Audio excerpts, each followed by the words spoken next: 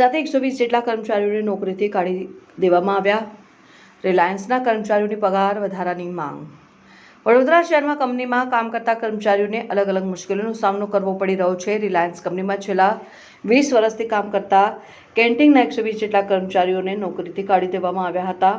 5 વર્ષથી આ કર્મચારીઓ પગાર વધારાની માંગ કંપનીમાં કરી રહ્યા હતા, પણ પગાર વધારવાની જગ્યાએ આ કર્મચારીઓને નોકરીથી કાઢી મૂકવામાં આવ્યા અને બીજા લોકોને કામ પર લેવામાં આવ્યા। આ જ કર્મચારીઓ કલેક્ટર કચેરી ખાતે જિલ્લા કલેક્ટરને આવેદનપત્ર આપવા પહોંચ્યા।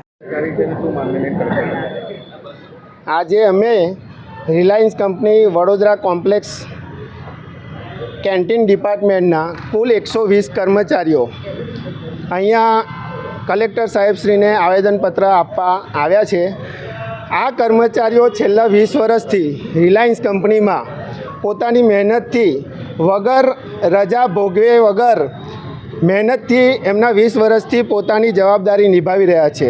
છેલ્લા 5 વર્ષથી આ કર્મચારીઓ રિલાયન્સ કંપની પાસે પોતાના પગાર વધારાની માંગ માટે વાતચીત કરી રહ્યા છે, કારણ કે આજે જે એમને આટલા જૂના કર્મચારી હોવા છતાં જે એમને પગાર મળી રહ્યો છે તે 512ના હિસાબથી માત્ર 12,500 પગાર મળે છે।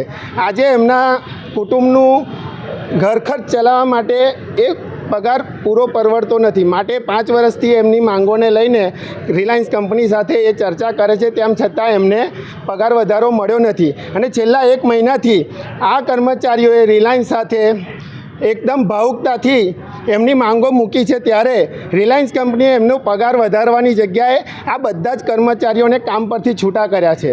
માટે આજે અમે કલેક્ટર સાહેબને નિવેદન કરવા આવ્યા છે કે આ કર્મચારીઓને એમની નોકરી પાછી મળે અને એમના હક, એમની મહેનત જે 20 વર્ષથી એક જ જગ્યાએ કામ કરી રહ્યા છે તો એમને યોગ્ય વળતર, યોગ્ય પગાર વધારો મળે। મારું નામ મનીષ રાજપૂત, રણોલી, વડોદરા। અમે રિલાયન્સ કંપનીની અંદર કેન્ટીન ડિપાર્ટમેન્ટની અંદર 20 વર્ષથી કામ કરી રહ્યા છે, 2007થી। અમારો સ્ટાફ કુલ 126નો સ્ટાફ છે ગુજરાતીઓનો, જે અમે અંદર ટ્રોલી બોય તરીકે, કુક તરીકે બધા અલગ અલગ ડિપાર્ટમેન્ટમાં કામ કરી રહ્યા છે। અમે છેલ્લા 5 વર્ષથી કંપનીની અંદર અમારા શિવરામ શેટ્ટી, અમારા જે કોન્ટ્રાક્ટર છે એની સાથે વાત કરીએ છીએ, કંપનીના માણસો સાથે વાત કરીએ છીએ। પગાર વધારાના મુદ્દે અમે ચર્ચા વિચારણા કરી એમની સાથે, એમના સાથ સહયોગ પણ અમે આપ્યો છે।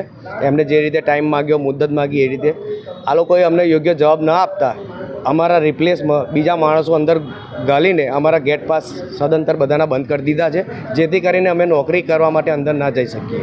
તમે કેટલા વર્ષથી? 20 વર્ષથી છે, 2007થી અમે। હા, એ લોકો અમને એવું કશું કહેવામાં નહીં આવતા, પાસ જ બંધ કરી દીધું, અમારી જોડે કોઈ ચર્ચા કરવા આવતા નથી। અમારી માંગણી પગાર વધારાની છે, બીજી કોઈ અમારી માંગણી છે નહીં। આંદોલન કરીશું, અમે રજૂઆત કરીશું કલેક્ટર સાહેબને, અત્યારે રજૂઆત કરવા આવ્યા છે, પછી અમે કંઈક આગળ વિચારીશું, પછી કંઈક યોગ્ય પગલાં જે કંઈ હશે સરકારને સાથે લઈને અમે રજૂઆત કરીશું। મારું નામ સંજય સોલંકી।